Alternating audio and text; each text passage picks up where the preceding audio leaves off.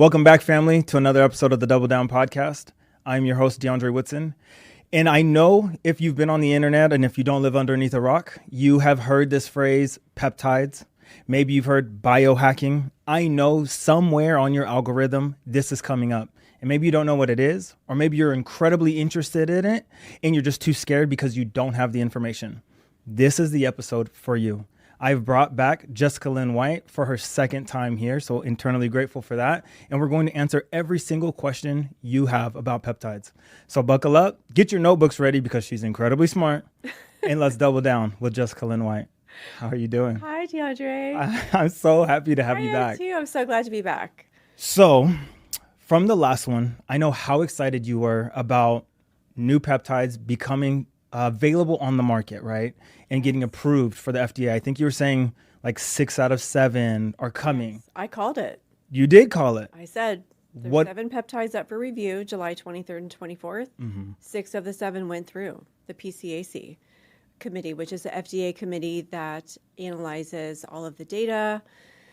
There were a lot of people in that proceeding. I don't know if you watched any of those online. I did not. But everyone from double board certified cardiologists to longevity medicine clinics to pharmacy interest groups spoke in 5-minute intervals on every one of those peptides, and 6 out of the 7 went through, except for DSIP. What is that one? Do you know?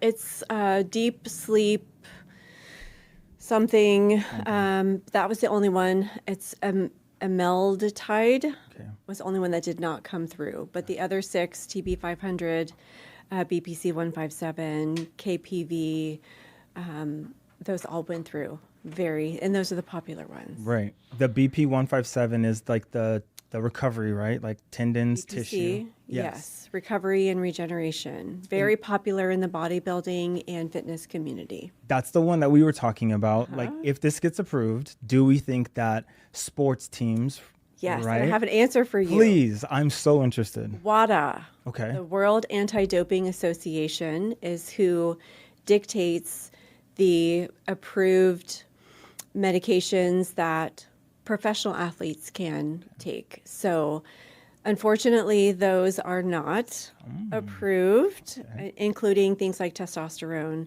GLPs are, depending on their oversight with their provider, but most collegiate programs follow WADA, and WADA does not currently permit those peptides. But stay tuned. Yes. Right, because GLPs are peptides, and they are approved and monitored. So certainly the top could pop off when it comes to that. What's up, risk takers? Welcome back to the Double Down Podcast. I'm your host, DeAndre Woodson. And if you're ready to stop playing small and start building the empire you are meant for, you're in exactly the right place. Before we dive in today's game-changing episode, do me a quick favor. If you're listening on audio right now, smash that follow button and leave me a 5-star rating. It literally takes you 3 seconds. And if you're watching on YouTube, hit subscribe, ring that notification bell so you never miss the strategies that could change your entire life. Okay, I really want to try and test that then, because I don't know if you know, but Patrick Mahomes tore his ACL and his PCL last season. Yep. And he's back in training camp, jumping around, throwing the ball, running, like literally scrambling around. Yeah. I saw the video and I was like, there it is. He's the first one to be on peptides. Obviously, they're not going to say it, right? It's just thought. But I have a hunch he was on peptides. Well, that's a great point that you're bringing up, because he's going to be tested. Okay. And even if he's not tested, there's still a prescription paper trail. Right? A physician has to write a prescription for that. Certainly, I would never think that Patrick Mahomes would take a powder peptide from, a gray market website. There are providers that do oversight for peptides, and typically there's a prescription paper trail. So I would venture to say, even though it's very sensational and sizzling to speculate that, it's probably not happening, but he would be an amazing candidate for that. And, that's a huge topic. Right. That's why I'm saying, stay tuned. I called peptides. Everybody's like, oh, I don't know. They're coming. Yeah. They're coming. You know what's funny is preparing for this episode, I went down this rabbit hole that I feel like I did the same thing with AI. And there's so much that you can learn about AI, and you can use this software and this software to do this and this to make your life easier. But I felt like I was on the same rabbit hole with peptides. And I say all that to say, like, if you don't know, you truly don't know. And just in case anyone goes to like look this up, it looks like an algebraic like formula. Yeah. It's a bunch of letters and it's a bunch of numbers, and I had no idea what I didn't know. Right. But I will say that since our last episode, I have seen medical professionals, I've seen plastic surgeons, I've seen offices change their entire branding and their marketing to become wellness centers. And I called one for this episode specifically, yes, just to be like, what does this look like? And why is this now something that you add? I'm all for it. I love, this is obviously a finance and business platform, right? Yeah. So adding verticals to the company, genius idea. But the concept that I got from the woman at the desk was, think of it like you never actually get to see your plastic surgeon. You just see a nurse practitioner. You sit down, you tell them kind of what your symptoms are. And let's say you get a tummy tuck. Instead of going somewhere else to get something, now you're getting what you need for rejuvenation to hide your tummy tuck scar. And this is just an example from the nurse practitioner. And now that plastic surgeon obviously is making a killing on the back end. I love that from the frontal face of it, right? But what it made me believe or think was, is the everyday average person going to believe that their plastic surgeon is giving them the best compounds because they just paid tens of thousands of dollars to have a surgery done, right? And they're not going to question them. But let's say someone that you work with that's starting a telemed company, and they get 900 questions bombarded because they think that you're shady or who you work with. Do you think that's, I guess let me just stop there. How do you feel about that? And do you think that that's even fair or relevant, or am I going too deep into this? Because I feel like they have an upper hand. Why wouldn't they just buy cheap stuff from China and overprice it? Because no one's going to question them. That's a very packed It was. question. I'm sorry. So what? No, I'm here for it. Let's do it. Let's do it. So what I hear you saying is that there are prominent providers in the health, wellness, maybe even plastic surgery, aesthetic space that are utilizing peptides to enhance surgical recovery or metabolic recovery or general recovery for their patients.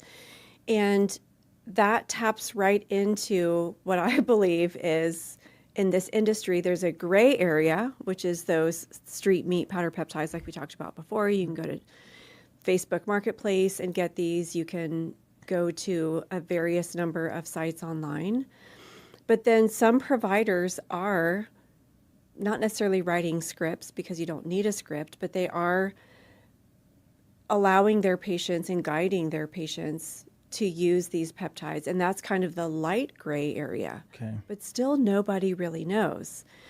Last year in 2025, a physician in Utah was indicted for being a provider and prescribing peptides to his patient. And this was one of the first incidents of a provider being indicted for using Chinese peptides and selling them to his patients. So it's very prolific in the online space with the powder peptides and different websites that are selling these. The powder meaning they're lyophilized, meaning they're dehydrated, and then typically you have to add what's called bacteriostatic water or back water. Okay. That used to be really easy to get on Amazon or a variety of different sites, but you cannot get back water anymore on Amazon. Thank you to the government, right? And the government is also seizing API, which is the pharmaceutical ingredient for these peptides at every port across the United States. They're literally choking out illegal peptides, which is great for the telehealth industry for bringing these peptides back into the hands with the PCAC meeting, with the FDA, and all of these proceedings that are going on with MAHA. putting these peptides back in the hands of providers for regulation, for writing prescriptions based on that patient's specific needs. So to answer your question, there are thousands of providers nationwide. When I watched those PCAC proceedings, there was physician after physician citing their own personal instances and their own data from their own patients and their recovery based on not having peptides and having these procedures, and based on having peptides, whether it's cardiology, whether it's aesthetics, plastic surgery, orthopedics, and how their patients recovered faster, better outcomes, less pain, increased tissue extensibility, you name it, having those great results. And that, of course, is what resulted in an 8-6 outcome for the PCAC voting these peptides to go through, which is the biggest push through in history for the PCAC and the FDA. Does that answer your question? Are you ready to turn your dreams into a reality? At Deviant Consultations, we're here to guide you, complete white glove service every step of the way. Whether you're starting your credit repair journey or you're looking to get business funding, we've got your back.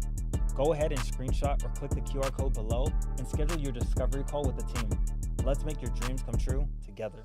It did. It absolutely did. And I guess it was just maybe the way I was thinking is, if they feel like they can get away with something, why wouldn't they? Who's they? The plastic surgeons, because what I saw was, it was just a shift. It's a plastic surgeon office.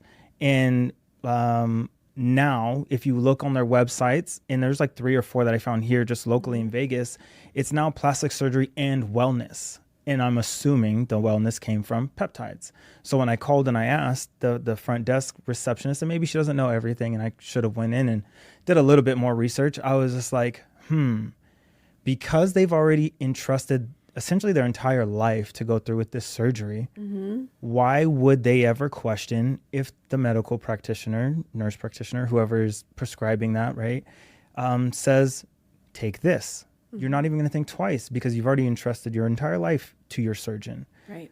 But when someone comes and stumbles upon our video, right, I've seen it in the comments. Everyone wants to comment. Everyone wants to say it's a scam. Everybody wants to say, who is she? How does she know? But what about that person, right? And they're questioning, where are you getting them from and purchasing them from, and your connections. And I just thought, it's kind of, I guess that this all is a gray area, but I was like, how unfair is that? Just because they're your surgeon, you believe in them, you entrust in them, which, I mean, I get it. The responsibility is, you think they would have your best interest at heart. But go ahead. Let's not get it twisted. I hear what you're saying, and you said, how do you know that they're not maybe having your best interest? So I'm a physical therapist of 27 years and very clinically based. And these providers, I went to the Peptide World Congress in Phoenix a couple of months ago, and it was a group of almost 3,000, mostly providers. That was the most clinically based. It was the SSRP Institute with Dr. Seeds.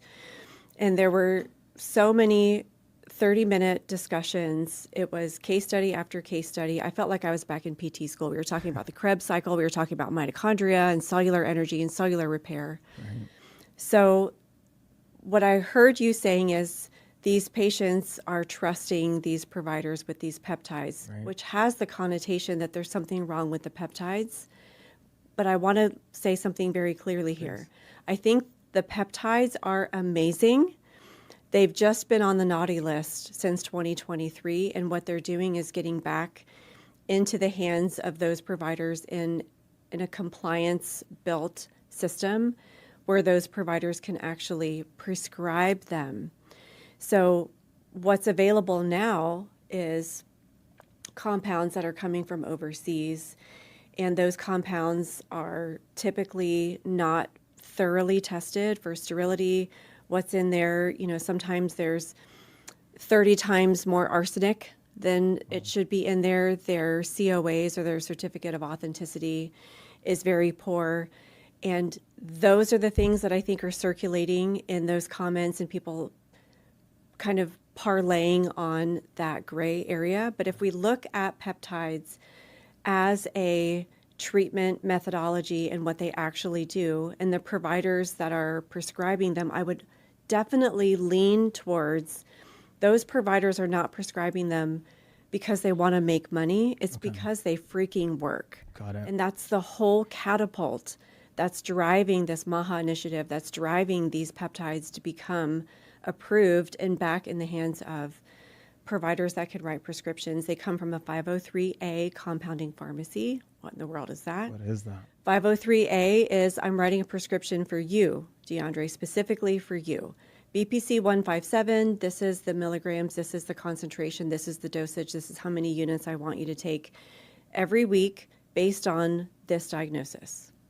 503B pharmacies make bulk prescriptions. They make bulk vials. Those are pretty much dust now because they're not patient specific. So when you think about peptides and this light gray area, the plastic surgeon, per your example, is probably getting those peptides from a 503A pharmacy. They're probably compounded specifically for you. Your wife had a tummy tuck. I'm getting this compound for her to help her with healing. Perfect. No, that definitely answered my question. Standing up for the provider. You did it. No, 100%. And I appreciate you for that. So just for anyone who maybe comes to this episode for the very first time, can you explain what is actually a peptide?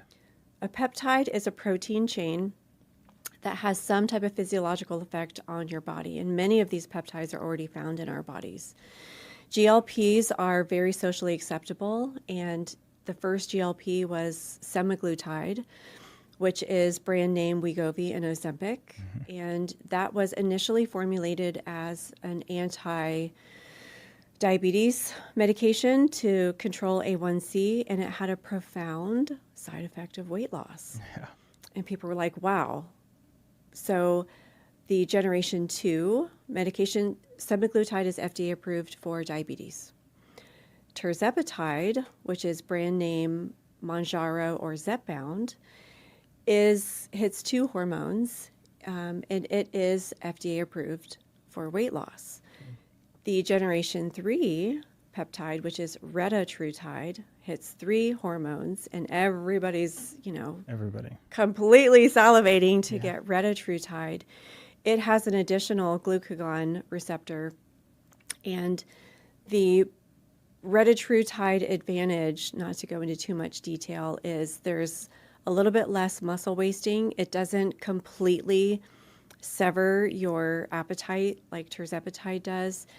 So the goal there is to allow appetite modification or decrease or suppression, but still allowing you to not necessarily lose all the muscle mass. And, these medications keep evolving. So that's the weight loss peptide. Yeah.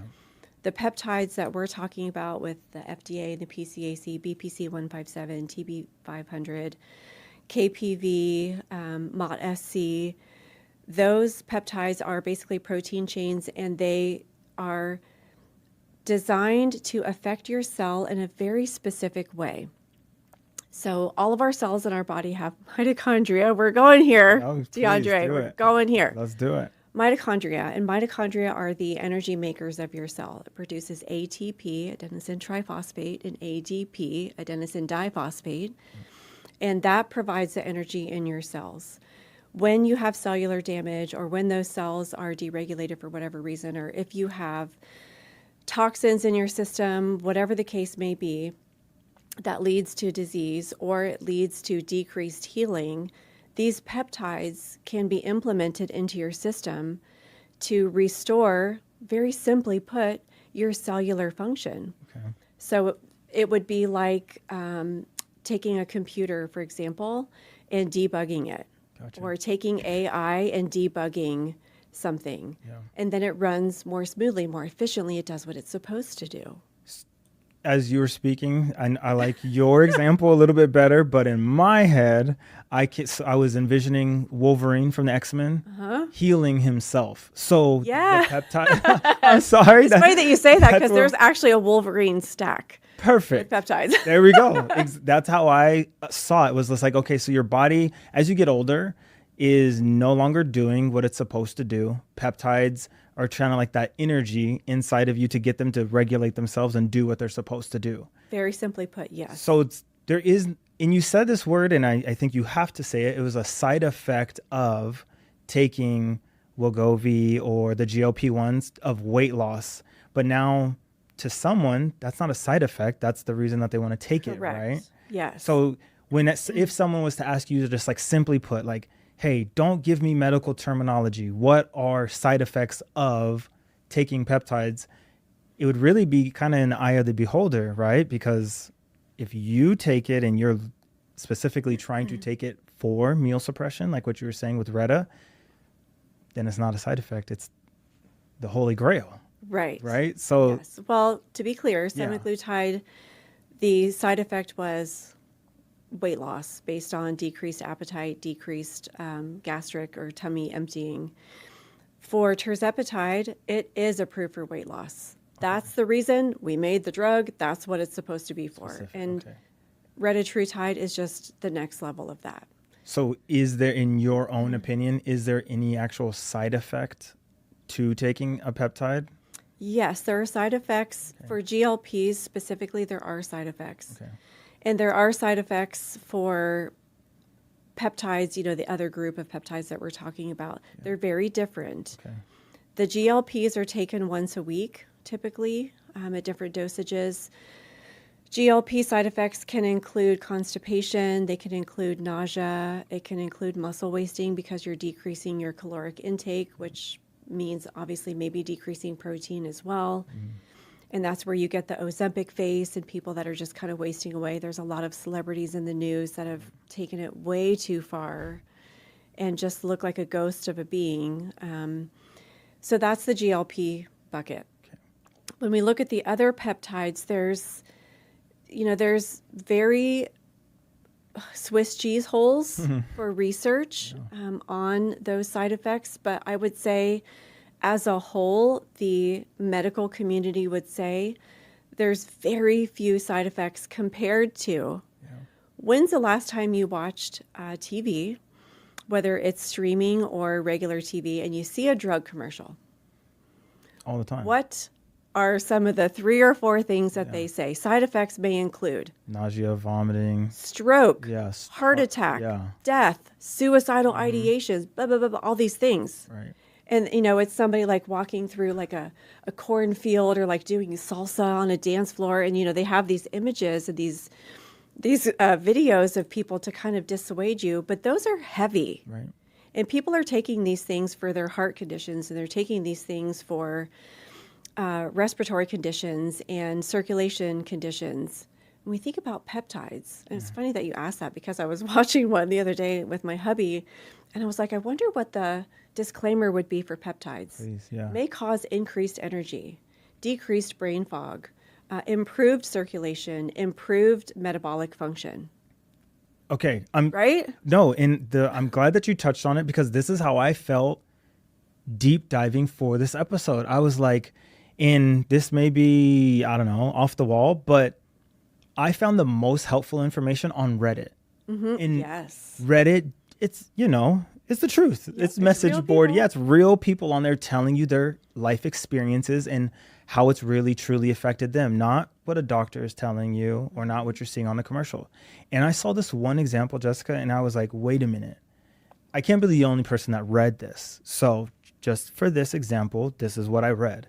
It was a woman who went in to her dentist to get a tooth removed. Okay. She had the tooth removed. Underneath the tooth was a tumor. Mm. Okay. Now, she was told to go to see a doctor, obviously, to get it tested and scanned. Mm-hmm. The tumor was cancerous. Okay. That doctor now set her up to go take radiation and basically transform her whole life in a split second from a dentist visit, right? Not only is it like life-changing, scary to tell all your family, but now let's think of like the medical costs that she's about to incur because radiation isn't cheap. And let's be honest, once you hear the C word, you think death, right? Or it's forever. Okay. I know where you're going with this. She had a best friend who told her about a specific peptide. She took the peptide. She said the peptide broke down the tumor and it got rid of all of the cancer cells.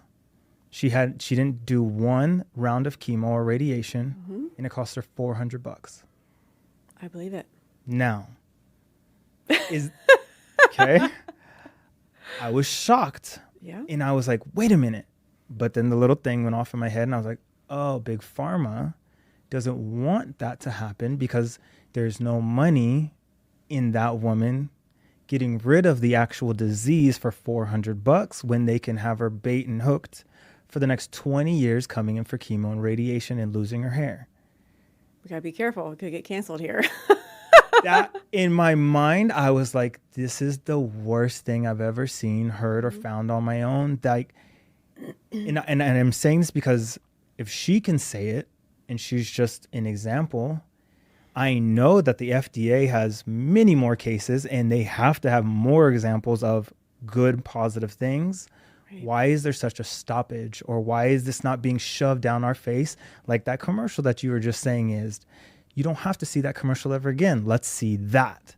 Why is that, Jessica? Because that woman saved her life for $400. Right. That's very compelling. So let's put a disclaimer on this. Please. I'm not a physician. I'm a physical therapist. And we're going to talk speculation. Yeah. So yes, that opens a huge can of worms. And there's a lot of talking heads. There's a lot of conspiracy theories. And we all know that there are lobbyist groups that have a vested interest in pharmaceutical sales, not to name any names. And let's not debunk that. I believe in emergency medicine. Emergency medicine, something's wrong, you almost die, you chop your finger off, you get in a lawnmower accident, or you have a heart attack, you need to go to the ER. Right. But then there's this whole space of the medical system and pharmaceuticals, and certainly there's a vested interest in those patents and selling those pharmaceuticals for different conditions.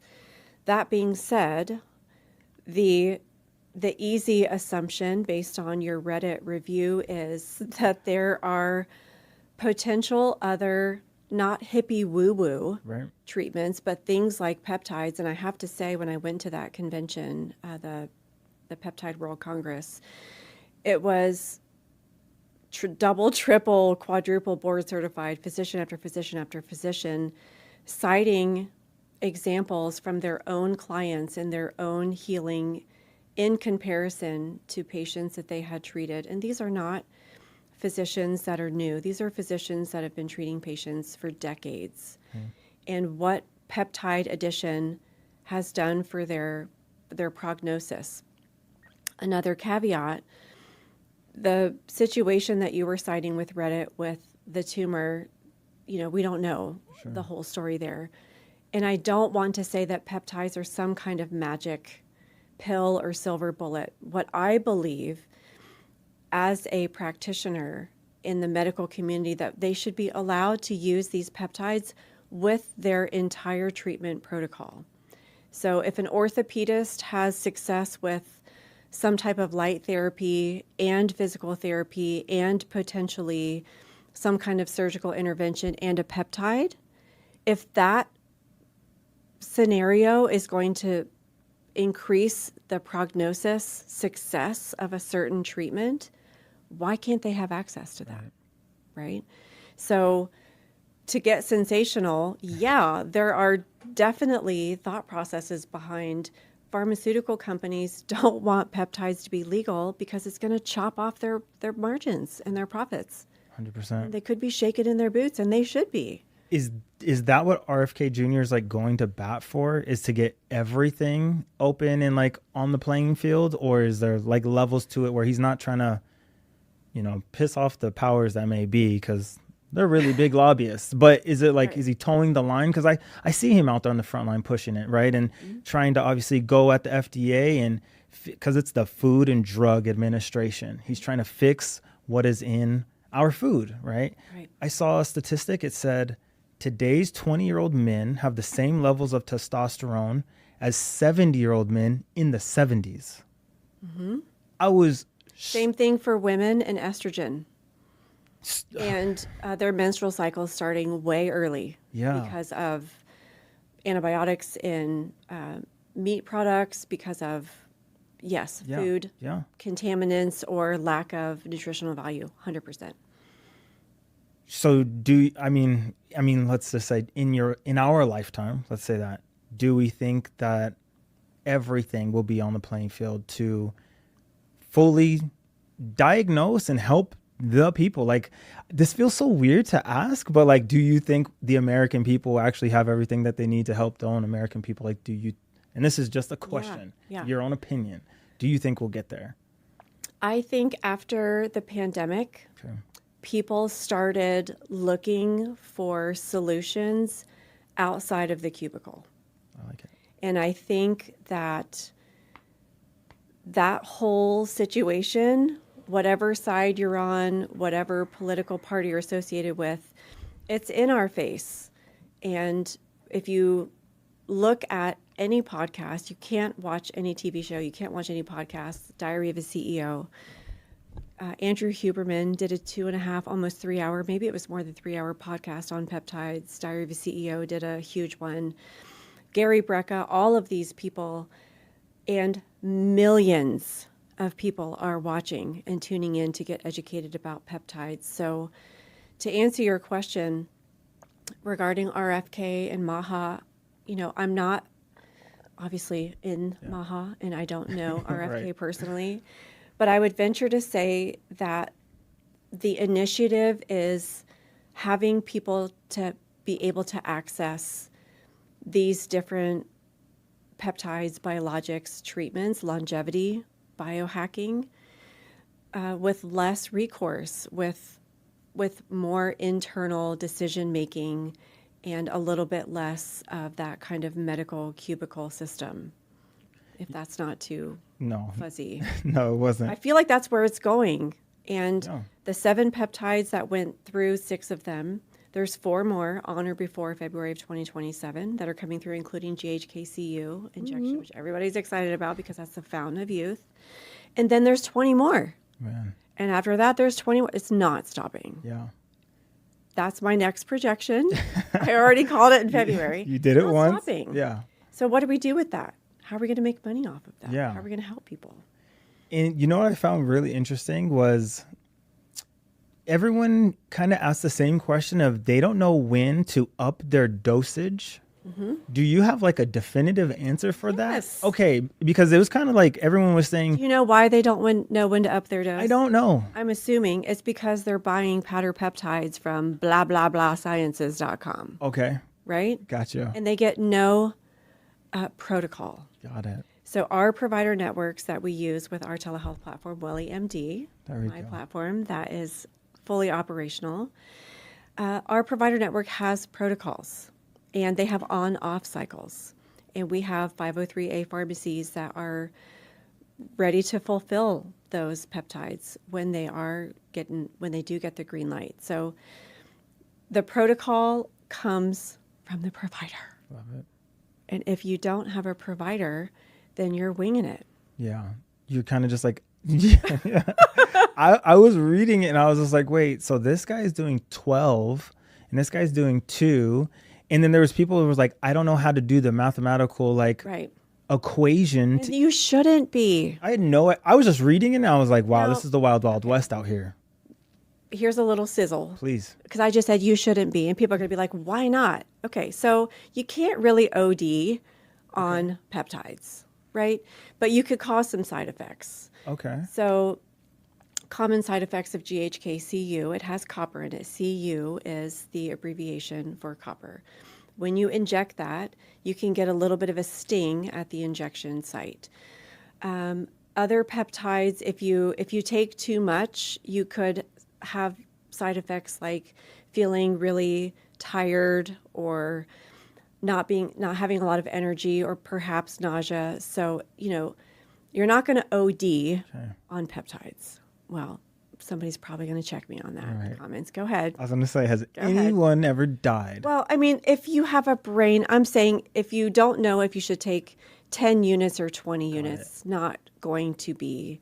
But if you're a knobhead and you inject 100 units when you're supposed to be somewhere between 10 and 20, then you should be suffering from whatever because you're a knobhead. Like, take those people out of the equation.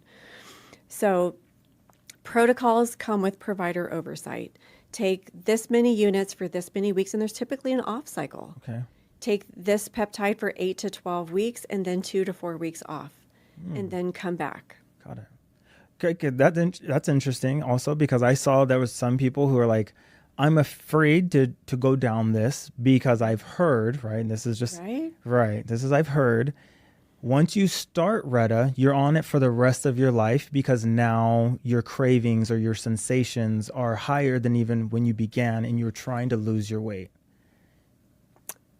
Let's talk about lifestyle modification. Okay. And let's talk about holistic health. Got it. If you are the type of individual to take semaglutide, tirzepatide, or retatrutide simply as a weight loss solution, there is certainly the probability that if you haven't made accompanying lifestyle changes, that yes, if you stop taking it, your cravings or the eating habits that you have could return. We're not talking about people that have thyroid issues. We're not talking about people that have other metabolic contribution to weight gain or inability to lose weight easily. So we're just talking about the couch potato, right? Or not even that. I'm not going to be condescending. The mom who is 42 years old. She has a 4-year-old. She has a 2-year-old. She's got that 25 to 30 pounds that she just can't get off. If she takes tirzepatide or retatrutide and does nothing different, and she's eating Cocoa Puffs and French fries, then if you stop taking it, mama, you're probably going to gain weight again. Gain impact. But if you are of the mindset, I want to take a walk. I'm going to push the kids. I'm going to push the 2-year-old in the stroller. We're going to walk around the neighborhood. Maybe I'm going to eat a little bit more protein. I'm going to decrease the Cocoa Puffs and the French fries. If you've got a little bit of that in you, then your chances of that not happening as you titrate down or taper down, you're going to be successful, right? Because what I felt like what we were just, or I was experiencing listening to you was like a consultation or a consult. Does that also come, or is that also a service or something that you guys offer with your company? Because yes, the providers, yes. Okay, because every single provider. I'm sorry, I'm over talking. No, please, because I saw it and I was just like, wait a minute. There's people that are just left out here alone, and then they were creating like little Facebook groups to help each other. Yes. So I'm going to talk to you exactly about that with our platform, with Welly MD and our provider network. Please. That we use. And I'm going to give you a specific example for myself and why I did this. I built my platform, for those of you that don't know. I started as a kind of a med spa, IV hydration, post-op recovery care marketing. And that parlayed into helping people with online white label telehealth. I resold third-party platforms, tech platforms, for about a year and a half, and those platforms did not care about my founders as much as I did. Plus, they were slapping on a 40% margin everywhere they could on medication and everything else, so the founders couldn't make a profit. So my personal experience after I had my daughter, when she was, I told you this before, when she was born, about 4 to 6 weeks after she was born, these medications weren't available when I had my son. He's 7 now.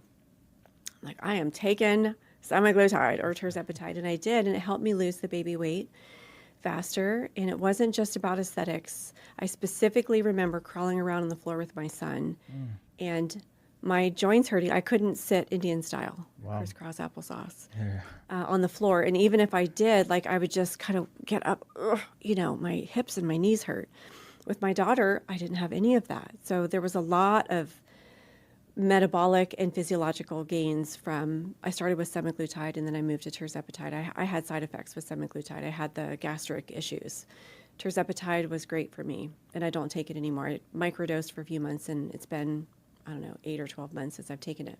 When you say gastric issues, do you mean like Constipation and diarrhea. Okay. So that's like increased fiber into your diet to. Right. Okay, got it. Right. Okay. So you have to take more fiber, and you definitely have to hydrate. And it wasn't something that I could really balance. I think a lot of people, honestly, semaglutide is kind of falling off the preferred pick list. It's very inexpensive. It's pretty much a commodity now. Yeah. You can get it for super cheap.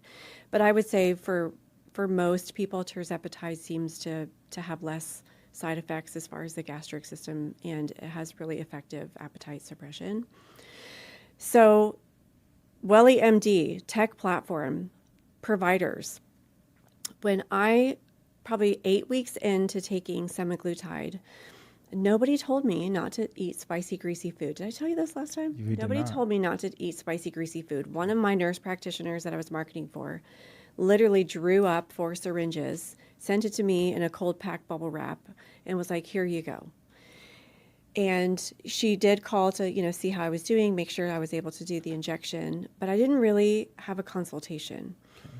I ate Indian food with my dad, probably 6:30. It was the same Indian place that we always ate food from, and it was a little spicier than normal.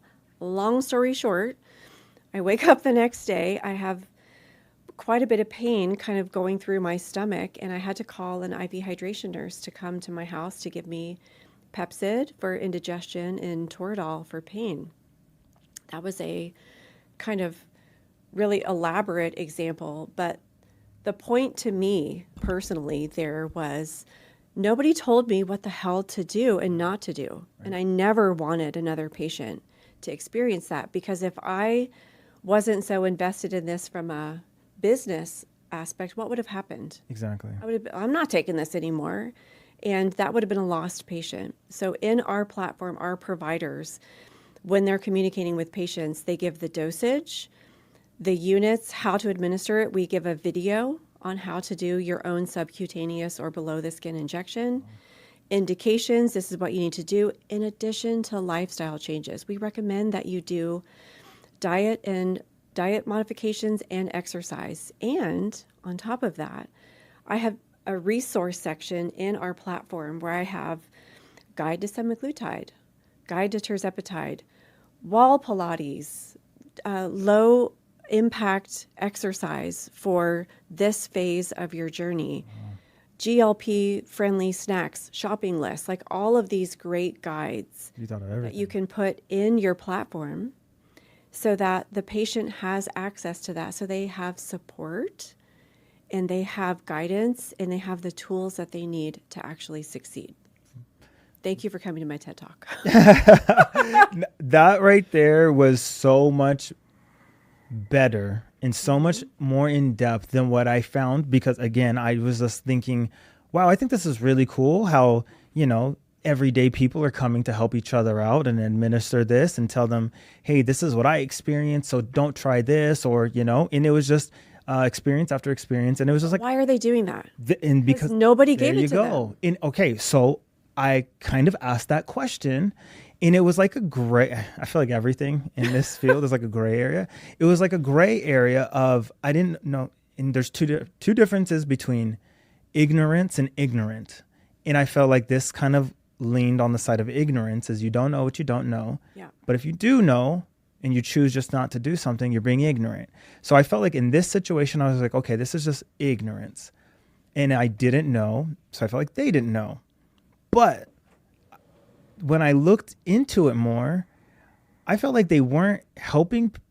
There wasn't help out there because the people administering it to them also didn't have the answers. So I was like, that's a little bit of ignorant. Like, that person is ignorant because they should know, but they're just not going to help and just let you be out here willy-nilly. Mm-hmm.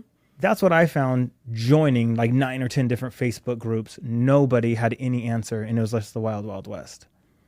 My whole assessment of that, from my perspective, is the pill mill and the skinny farm. These are splash pages that are just pumping out pills and vials, and they're not brands. And it's the brand's responsibility to provide that education through what? Social media and blogging on their site, giving people that education. Now, obviously, people may not look at it, but I would say certainly the ignorance and ignorant. Yeah. There are brands out there that have a lot of information, education, great social media, edutainment, whatever, blogs talking about different topics. So I guess, my first knee-jerk reaction is if that group is truly not getting the information that they need, did that brand provide it? Right. And shame on them for not providing it. And look at that huge white space of opportunity for other brands. And this is what I harp on so much, and we talked about last time, is are you a brand, not just a flash in the pan? Are you just trying to get rich quick? Or do you have a long-term plan for your GLP business, weight loss, hormones, wellness, peptides, hair, skin, nails, all of those things? Because that's what's going to be your success. The GLP playbook, the 2021 playbook for GLPs is dust. If you're not providing some of these other modalities, you might as well just shut your doors. Wow. Honestly. And I'm glad that you brought up hormones, because this was also a really big conversation in that world. And I felt like it was more, I don't know, maybe this is just my thinking. Men don't really talk too much about what they're going through or what they're experiencing. So if there are a lot of men on peptides, I'm sure there are, they're not talking about it. So, and then maybe they don't want to be looked at less than another man because you're on it and I'm not. Don't talk about anything. We don't talk about it. We don't go through anything. We have no problems. We're perfect people, right? But there's a much bigger conversation and dialogue around women on peptides and the hormonal side of it. And what I thought was really interesting was I saw a lot of conversations around girls or young women with PCOS, premenopause, postmenopause. And I even saw some women speaking in regards to having, all of their reproductive organs removed. Uterus, right? Uterus. Hysterectomy. Yeah, hysterectomy.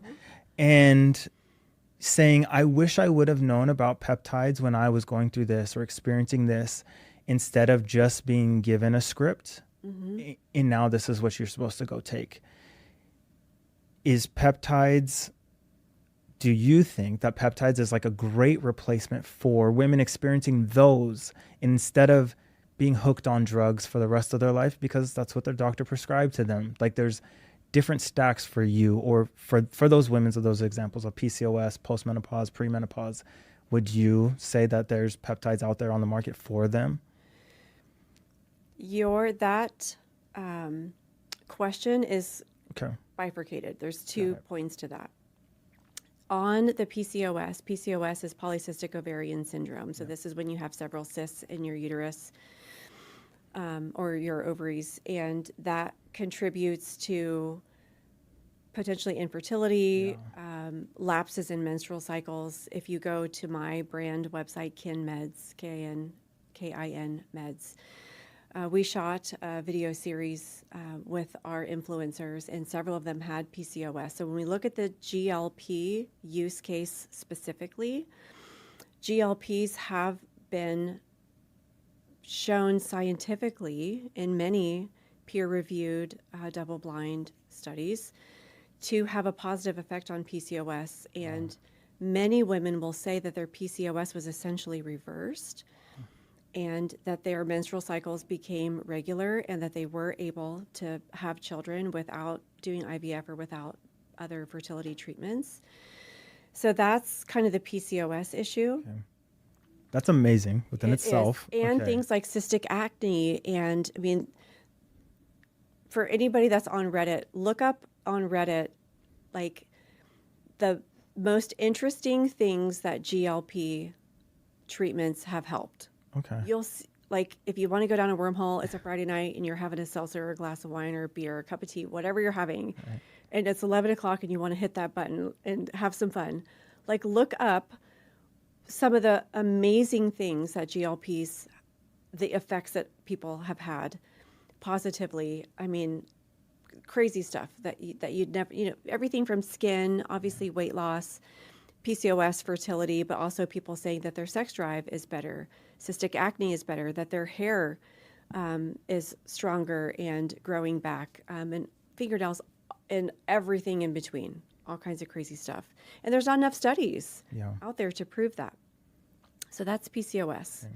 So when you asked about peptides and hormones, Somorelin, NAD, glutathione are in the peptide realm, and those things potentially have contributed also to PCOS and other things and hormones. But when we look at hormones specifically for women, I'm so glad that you asked about this, because this is truly one of the pillars that I'm standing on with growth of these longevity medicine telehealth clinics, not leaving GLPs behind. So when I mentioned a moment ago, the 2021 playbook for GLPs is dust, what I meant is, if you're a founder and you're coming to me and you're saying, I want to start an online telehealth brand, because that's what I do. I have basically Teladoc in a box, soup to dessert, A to Z, no stone unturned. I'm going to help you launch a telehealth brand from your logo to your website. We set you up with my platform. We do the integration with the providers, the pharmacies. We do legit script, which is the compliance layer. We get you high-risk merchant processing, and I hand you the keys at the end of 10 to 12 weeks to your own compliant telehealth business, and you can take orders.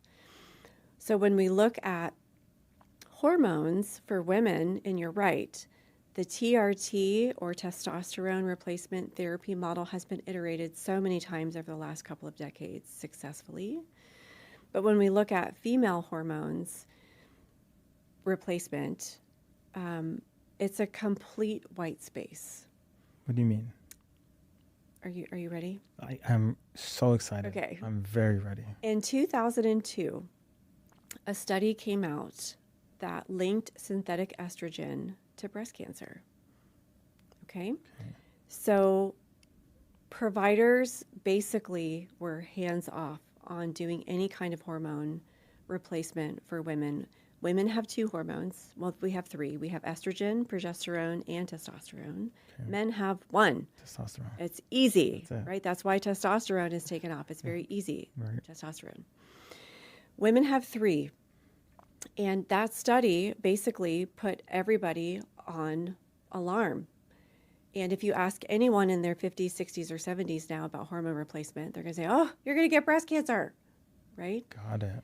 Last year, in 2025, the FDA lifted the black box warning on hormone replacement for women. It kind of makes me emotional because I'm a woman, number one. But when you think about it, almost a quarter of a century of women have had that treatment option completely ripped away from them because of one study. And not only has that study been overturned, but the research has shown that if you are on hormone replacement therapy as a woman, it reduces your risk of breast cancer. Wow. And if you do have breast cancer, it reduces your risk of mortality by 30 to 40%. Wow. So when you think about that, it's an entirely open vertical. Yeah. November of last year, 8 or 9 months ago. So it's always been there, and there's a ton of education that needs to occur. So I'm going to drop a huge bomb on you right now. Let's do it. Are you familiar with the Liver King? Absolutely. On Instagram? Netflix. All of you. Yeah. Yeah? Yeah. He's this, primate of a guy, Right. and he's, just a beast of a man. And what's his whole platform? He eats parts of the animal that no one else does. Which testicles, liver, Yes. Yeah. Beef liver. Yeah, beef, right. Liver King. Yeah. His wife, and this is I'm giving her props.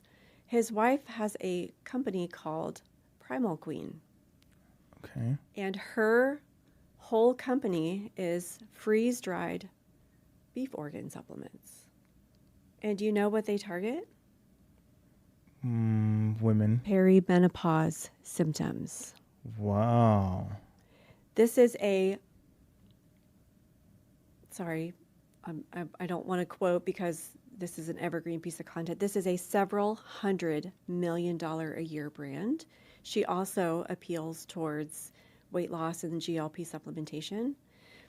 But let's do some math here. Okay.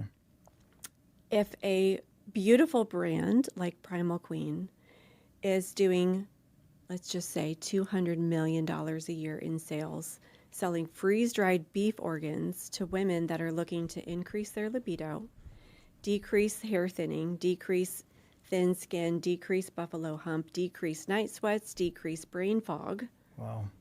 and decrease weight gain and bloating. What do you think is available in the actual hormone space? I think they can work together. I'm not saying you have to take hormones. Right. But Primal Queen is doing an amazing job filling a gap that didn't exist until now. Mm-hmm. So if you think that the women's perimenopause symptom treatment is not a profitable industry, you need to go just lay under a rock and stay there. It is the biggest white space, for example. GLP search per click, cost per click on Google is $25 to $60. I said click, not conversion. Yeah. Do you know how much it costs per click in 2026, August of 2026, for night sweats or brain fog? 2,000. $1.50. No way. Mm-hmm. Estradiol cream, 50 cents. So I'm giving you the bag. Yeah. Can't believe I'm doing this. That's but I am. insane. Who's the avatar for the GLP medication? Who is the client avatar for these brands? Overweight people? What kind of people? Men or women? Women. Age what? 40s, 50s. Uh-huh. Yeah. Who is in perimenopause? Yeah. 40 and 50-year-old women. So same woman, Yeah. same avatar. Absolutely. Are you going to pitch them on GLPs alone and spend $60 a click? No. Or are you going to offer hormones at $1.50, max $3 a click? Get that woman on your page, give her symptom relief for 12 other symptoms, Yep. holistically helping her, and also offer her hormones. GLPs are the door, hormones are the house. Wow. Holy cow. No, I mean. And this is my marketing intelligence that I've put together. I can't believe I'm just dropping this, but I want to. Yeah. Because I want brands that are out there that are shopping around for other consultants that are given the 2021 playbook. I just had a sales call with someone, and I think he's an eye doctor, and he was like, I was just about to go with this other guy, and he was selling me on GLPs, and I said no. Do not sign up with someone on the 2021 GLP playbook. Yeah. You need to have hormones. You need to consider peptides. And I gave him this pro forma, and he was like, "Oh my God, I never thought about that." Are you different in this space because it's so close to home, because you've used it, you've experienced, and you've had such great results from it? Or is it just in your nature because that's your background and this was like similar to your profession? Like, where is that drive, that's that separator between what that person experienced on the sales call and you? Because I can feel it right here. If everyone else can't, I get the opportunity to feel it. What does that come from? That's a great question, and the answer is my special sauce. Okay, I like it. Being a physical therapist, I'm out there in these educational communities doing research, consuming content when it comes to just what's viral, how to create content both for my personal brand and for our brands. What's clinically relevant? You know, I have an AI feed that spits out peptide, hormone, FDA compliance every day. I get top of the news feed. What the F is going on out there? And I'm looking at teardown accounts for e-commerce and other accounts. Are you familiar with what a teardown account is? Like, you know, this is this brand and this is why it's working. I'm not just going to bring you into my world as a telehealth brand with what telehealth is doing. Yeah. Because it's often the frame of mind on not what telehealth is doing, but what is working in the whole e-com community. What's working with AG1, with Athletic Greens, right? What's working with Kylie Cosmetics? What's working with Medicube? What's working with any of these brands, and why? And then I take that information and I shove it through my processes. How do we take this marketing angle and make it relevant for hormones? How do we make it relevant for peptides? How do we make it relevant for GLPs? Because I want a sizzle. I want something different that people have never seen before. Absolutely. Does that answer your question? Oh, yeah. No, it absolutely did. I have a question, and I don't know if I'm pretty sure you can answer it. Okay. I thought it was incredibly interesting that to even go on most of these websites, you had to click that box, kind of like cigarettes, right? You had to be 18 or 21 to get on to the website. Peptides, yeah. But what I thought was incredibly interesting, and this just could be the way that my brain works, was most kids nowadays, or if you're a parent, I'm a parent. Yep. I've experienced my friends who are like, my child has ADHD. Mm-hmm. He cannot sit still, or they're experiencing depression. So they go to a professional and the child gets administered, let's just say Adderall. Mm-hmm. Okay.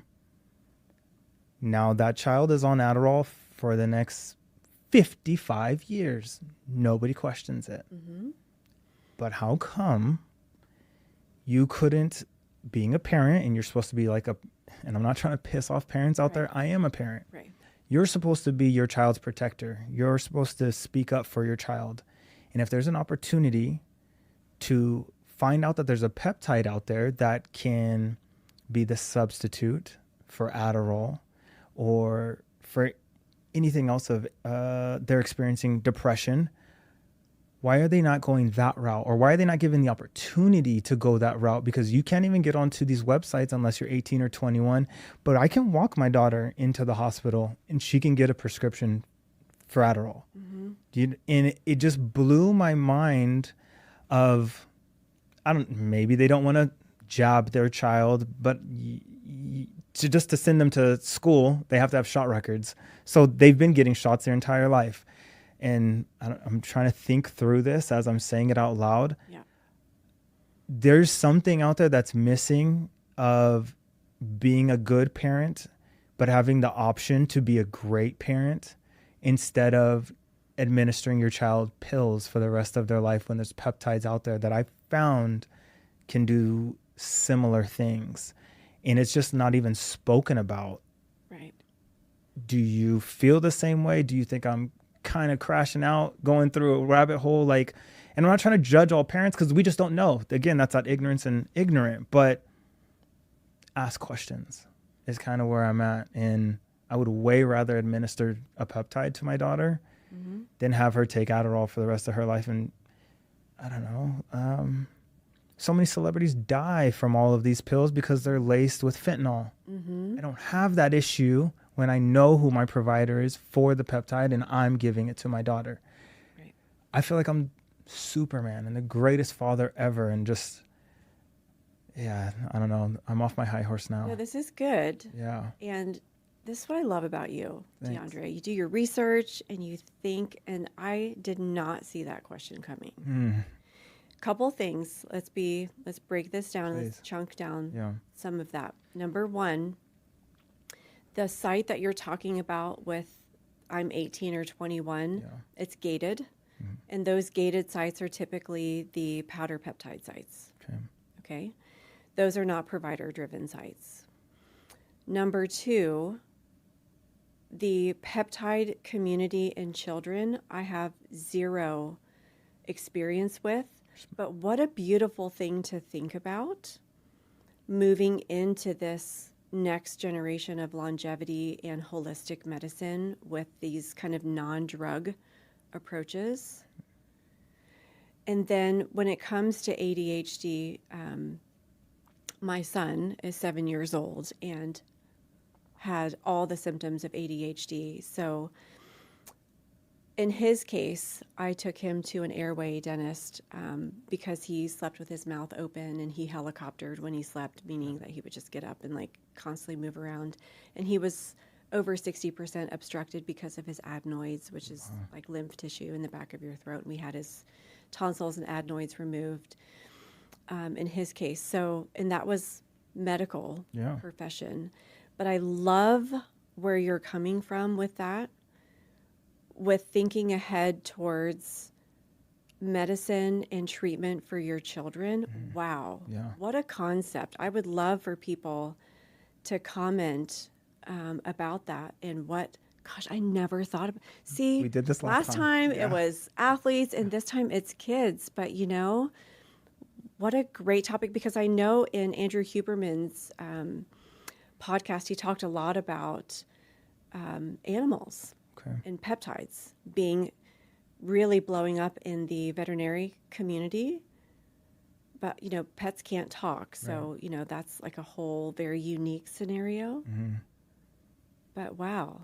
I would way rather it hit home for parents and just give it a thought of this different route. Like you're saying, like this holistic way of helping your child, because I don't even know the percentage, but if we were to look at the children nowadays, you know, it seems like every single kid is battling ADHD. Do you have a specific peptide in mind? Was there something that you found, or is this just kind of... No, it just came to me. And when I was again on these boards, I was just like, how come no one's talking about helping kids? And then when I went on the website, I was like, oh, they don't even acknowledge children because you have to be 18 or 21 to get onto the website.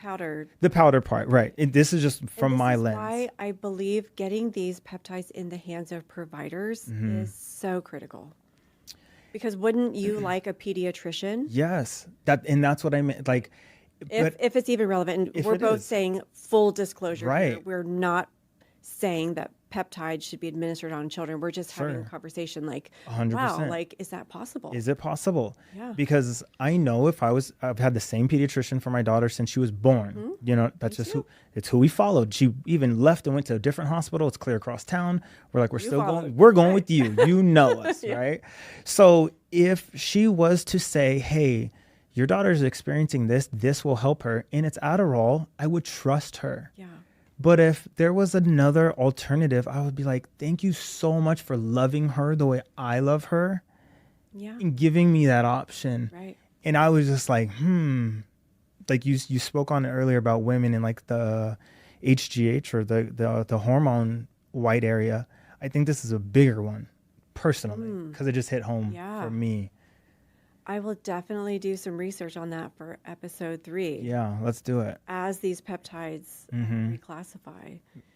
And speaking of that, you know, everyone's asking, like, what's the timeline for that? So my legit script rep emailed and said, you know, we're expecting within 60 days of this meeting. Of course, some talking heads are like, it could be 9 months to a year. And I think the word on the street is, when peptides do go through the PCAC review, peptide committee, that 99% of the time the FDA pushes them through. And, you know, that committee is basically going against whatever was there before from the FDA initiative. So hopefully by the end of this year, at the latest, all of these will be pushed through. And then I'm so excited to see our pediatricians, gerontologists. I mean, gosh, let's look at geriatric medicine. Everything, yeah. You know? And I was going to ask you that as well. My grandfather is experiencing dementia. So as I was on this rabbit hole again, I was just like, oh, is there a stack that I can find where there's examples to like and my get dad him has, back? like a very unique chronic liver disease. Okay. And he has ascites, which is like fluid buildup because his liver isn't kind of removing those toxins. And we've found a couple of things, and we've been talking, and he's like, I really want to try peptides. But we're like, where do we go? Right. Yeah. So is there an answer for that yet, or you don't have an answer? Or my answer would be, again, we're in the light gray zone. There are providers that I do believe are very capable of making clinical recommendations. These peptides technically have not been approved. I am not a physician. I would never tell someone you should, you know, try KPV or MOTs-C. But I can tell you, based on clinical research that's available, what they're intended to do and how excited we are about if they are moved into the approved list for providers to prescribe, what the Pandora's box of things that could be treated. So when it comes to those peptides, nobody really knows when it's going to be approved, but certainly, like dementia and like chronic illness, I mean, gosh, the sky's the limit. When I have been bringing up websites or different conversations that I found, you keep specifically saying those are powdered compounds. Mm-hmm. Is there a difference with your company in these powdered compounds? Like, are you giving them like completed already? Like in the vial and the syringe with correct milligrams? Like, great question. Am I catching on?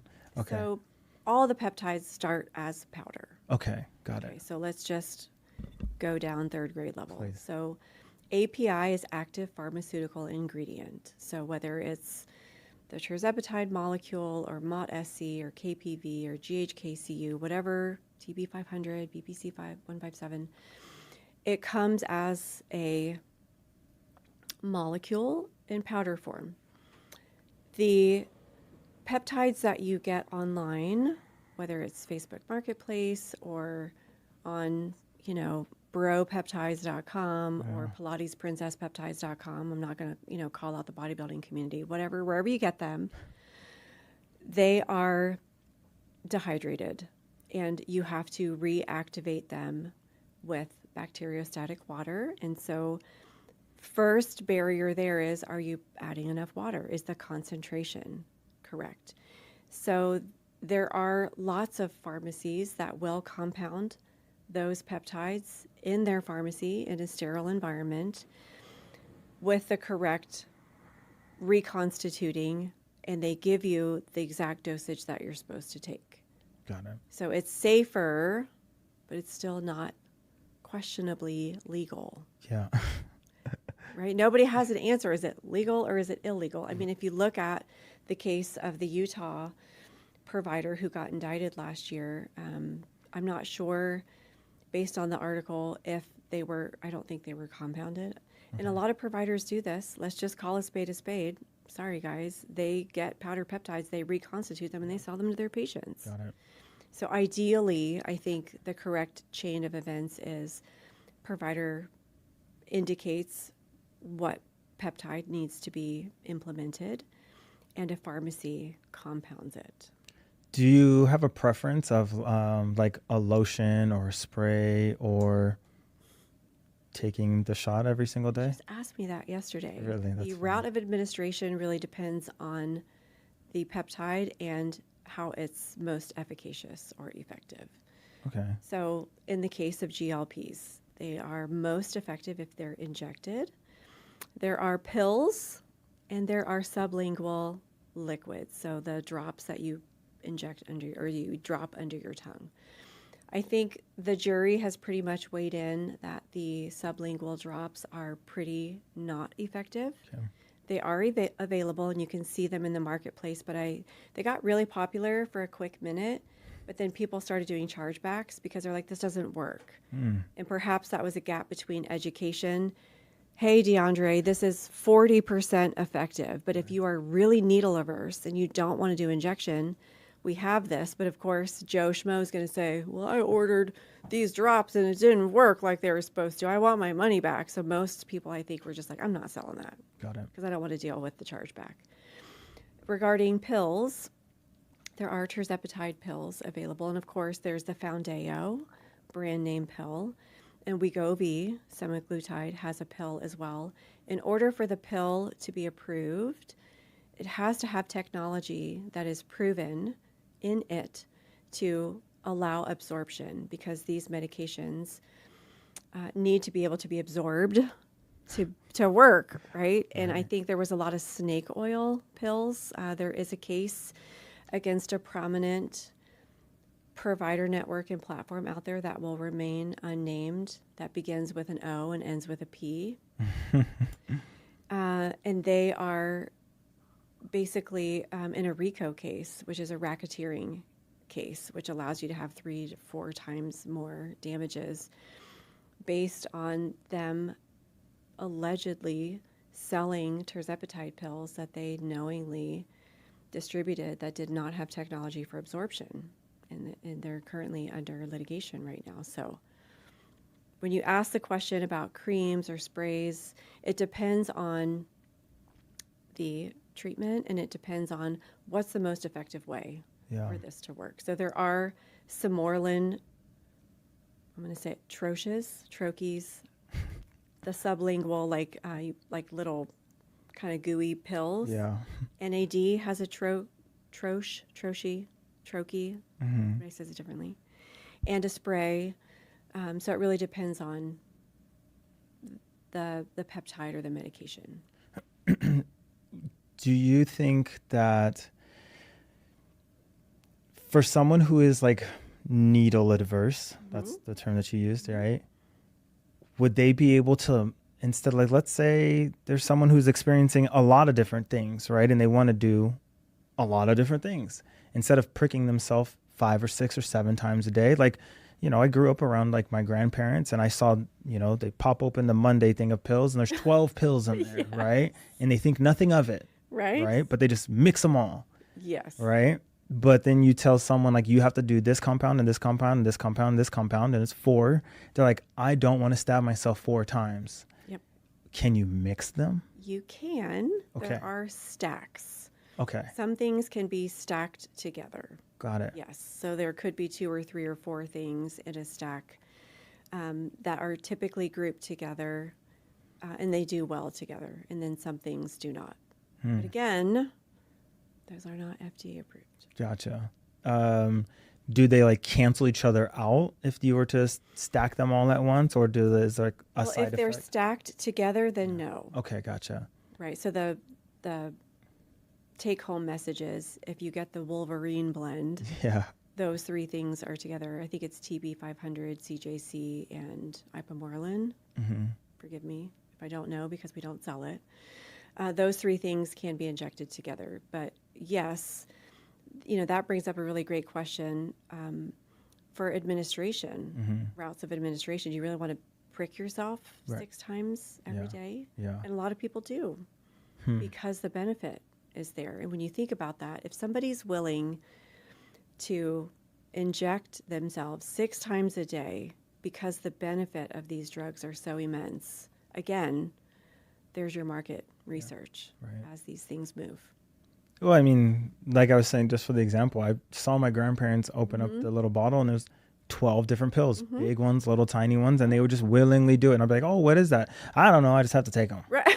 Yes. You know? I worked at a hospital for years. Same thing. Yeah. Yeah. So, yeah, stabbing yourself 6 times, it may sound like a lot, but at least like you're administering it, you know what it is. And it's still not 12 pills that you don't even know what you're taking or what is it supposed to help with anymore. You just say, oh, this is for my heart, this is for my head, this is for my foot. Right. Well, ideally, those individuals would know what those pills are for. Ideally. Yes. Perfect avatar. Yes. But it's hard, especially with the geriatric community, for sure. Yeah. Yeah. Jessica, I want to allow you to have an opportunity. This is your camera right here. If you would like to speak to the individual who maybe he's on the fence and is scared to go down this world of experimenting with peptides. As a consumer? As a consumer, yeah. But you know how beneficial that they actually can be and are. And then also give the pitch to working with you. And if they want to get into this now, you've already said it, $100 billion industry, because now I just opened a whole new gateway of children's. Perhaps. Who knows? Yeah, I'm not going to say it again. I want to keep that to myself. But speak to that individual as well about coming to work with you and what you have to offer and what the difference is between you and these other companies who are just smacking labels on stuff and making money. The floor is yours. Thank you. You're very welcome. So as an individual looking at this whole peptide market, I didn't even know. I remember the first time I heard peptides probably 3 years ago, and it was just kind of this buzzword, and it's just becoming more and more prominent, and it's getting more and more traction. It's getting deeper and deeper into these conversations online. As a consumer, I would say 100% stay away from the powder peptide site if this is new for you. And having these peptides come into the hands of providers, these are licensed physicians, physician's assistants, nurse practitioners within their practice act, to look at you as a patient and what your specific needs are and prescribe these peptides for your benefit so that you have that protocol, you have that oversight. You're not left with, what am I supposed to do? How many units am I supposed to take? This is the educational gap that needs to close over this next 6 to 8 months. As an entrepreneur looking at this market, the GLP playbook coming into this market is dust, as I said. And if you're talking to a consultant that's telling you you're going to make $1 million your first year by selling GLPs, I would run, not walk. The difference between that playbook and what's coming now is peptides, is hormones, is longevity medicine. And what is your brand? What are you selling? Are you selling weight loss or are you selling holistic health? And our ecosystem includes not only all of those treatments, but also labs, which we didn't touch on and mention, and labs being needed for testosterone and controlled substances like testosterone, but also elective labs. What are my levels? What are my thyroid levels? What are my hormone levels? What is my heart health? And those things drive what?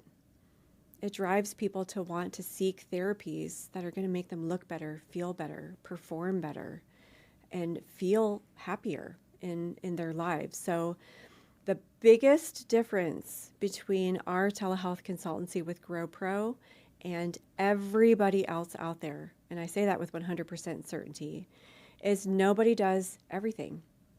We do branding, we do your website, we do the telehealth platform because I own it. We do your merchant processing, we do legit script, and we do your marketing. So every single consultant that you're talking to out there, all of the bros and all the members of your party here, do you have your credit card ready? All of those guys are what? They're renting someone else's platform. And every hand that touches your build is money in your cookie jar that's taking away your margin. And as a founder myself, I guess that would be the cherry on top, is I have my own brand. So I'm not just selling you Kool-Aid that I'm not drinking myself. I know what it's like when a pharmacy changes their formulary and I got to pivot. I know what it's like when medications go through different changes and the FDA has something on the radar. I have to stay attuned to that because I also have a brand. I have patients. They see my doctors. They take our medicine that are fulfilled from our pharmacies and they use our labs. So I'm in it myself. And I'm here to really protect the founders that we work with and that added marketing intelligence. I'm not just selling you a thing and like, good luck. I want you to succeed because when you win, we win. I love it. How was that? So good. That was the best sign off. It's the truth. Yeah, I love it. I could feel it. And again, I'm not just saying it to say it. I can feel the passion and the emotion that you have when you speak of this. And it's wonderful to be able to share the space and sit across from you for the second time. Thank you. Thank you so much. But let them know where they can get a hold of you and reach out to you. So my kind of info page is GrowPro, GrowWPRO.co, growpro.co. Our mothership website is kickstartsocial.co. And you can find me on Instagram at @TheRealZenJessica, TikTok Zen Jessica, and Snapchat _Zen Jessica. Yes. And hello at kickstartsocial.co is my email. If you want to shoot me an email, I'm happy to help. I don't try to monetize everything. If I can't help you, I'll steer you where you do find the resources and the help that you need. Everybody's different, and I'm here to help. That's awesome. Yeah. You're so great. Thank you. So are you. Thank you. I appreciate it. This one was a lot of fun. Thank you for coming back. We have to do part 3. Part 3. Because stuff is going to get it's available. Get cooking. Yeah, I absolutely. mean, the next time we talk, things are going to be approved. There's going to be so much more stuff on the list. Perhaps there's going to be some ramifications with pediatrics. Yeah. with geriatrics, with animals. I mean, who knows? Next time you come and sit in here, you're going to be like an 8-figure entrepreneur, and that's going to be so awesome. Yeah. I can't wait for it. Pop some Veuve Clicquot. Have to. Have to. Okay.